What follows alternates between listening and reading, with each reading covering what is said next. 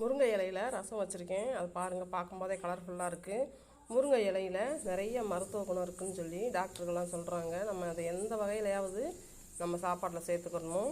எப்படியாவது நம்ம சேர்த்துட்டோம்னா அதில் இருக்க சத்து நம்மளுக்கு முழுசாக கிடைக்கும் இல்லைங்களா. இப்போ ஒரு கைப்பிடி அளவு முருங்கை இலையை எடுத்து நான் உருவி வச்சுருக்கேன், கழுவி சுத்தம் பண்ணி. புளி வந்து கொஞ்சம் ஒரு 2 பிஞ்சு அவ்வளோதான் புளி ஊற வச்சுருக்கேன்.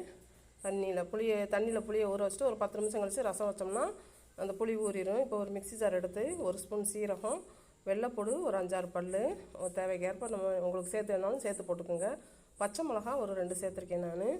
நான் தூளாக சேர்த்துருக்கேன் ஒரு 1/2 ஸ்பூனு. முழு மிளகு சேர்க்காமல் தூள் சேர்த்துருக்கேன். இதெல்லாம் போட்டு மிக்சியில் ஒரு ஓட்டி தனியாக எடுத்து வச்சுக்கலாம். தக்காளி வந்து ஒரு தக்காளியை அந்த புளி கூட சேர்ந்து பிசைஞ்சு விட்டுடலாம். இப்போ பிசைஞ்சு விட்டுட்டு இப்போ அந்த பாருங்கள், தக்காளி வந்து கூடுதலாக சேர்த்தோம்னா டேஸ்ட்டு கூடுதலாக இருக்கும். இப்போ வடசட்டி அடுப்பில் வச்சுட்டு 2 ஸ்பூன் எண்ணெய் ஊற்றிட்டு வெந்தயம் போட்டிருக்கேன்.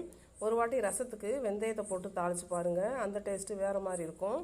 இப்போ வரமிளகா 2 சேர்த்துட்டு கருவேப்பிலை இது கூட சேர்த்துக்கலாம். சேர்த்துட்டு அதை லைட்டாக கிண்டி விட்டுட்டு இப்போ கரைச்சி வச்சுருக்க புளி தக்காளி அதை ஊற்றுறதுக்கு முன்னாடி நம்ம இந்த வெள்ளைப்பூடு மிளகு சீரகம் நுணுக்கி வச்சுருக்கோம் பார்த்தீங்களா, அதை போட்டு லைட்டாக கிண்டி விட்டுட்டு இப்போ முருங்கை இலை உருவி வச்சுருக்கதை அதை ஒரு கைப்பிடி அளவு உருவி வச்சுருக்கதை இதை கூட சேர்த்துடலாம்.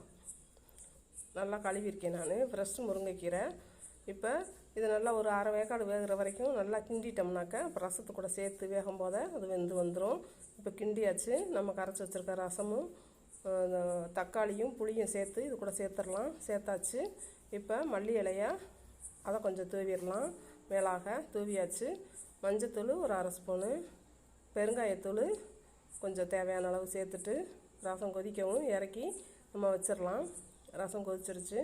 இப்போ பார்த்திங்களா, கொதிக்க விடாமல் அந்த முறை கட்டணுன்னேவும் ரசத்தை இறக்கிடணும். இந்த முருங்கை இலை சேர்த்ததுனால டேஸ்ட்டு வந்து வேறு லெவலாக இருந்துச்சு. அந்த வெந்தயம் போட்டு தாளித்தது அது ஒரு சூப்பராக இருந்துச்சு. ஒரு வாட்டி இதே மாதிரி நீங்கள் ட்ரை பண்ணி பாருங்கள். எப்படி இருந்துச்சுன்ட்டு கமெண்ட்டில் சொல்லுங்கள். ரசம் கொதித்த பிறகு உப்பு போட்டு பாருங்கள். முதல்ல சேர்க்காமல் உப்பை அதுக்கு அடுத்துரும். அதனால் லாஸ்ட்டில் சேர்த்தோம்னா அது ஒரு டேஸ்ட்டு. ஒரு வாட்டி ட்ரை பண்ணி பாருங்கள். பிடிச்சிருந்தா லைக் பண்ணுங்கள், ஷேர் பண்ணுங்கள், சப்ஸ்கிரைப் பண்ணுங்கள்.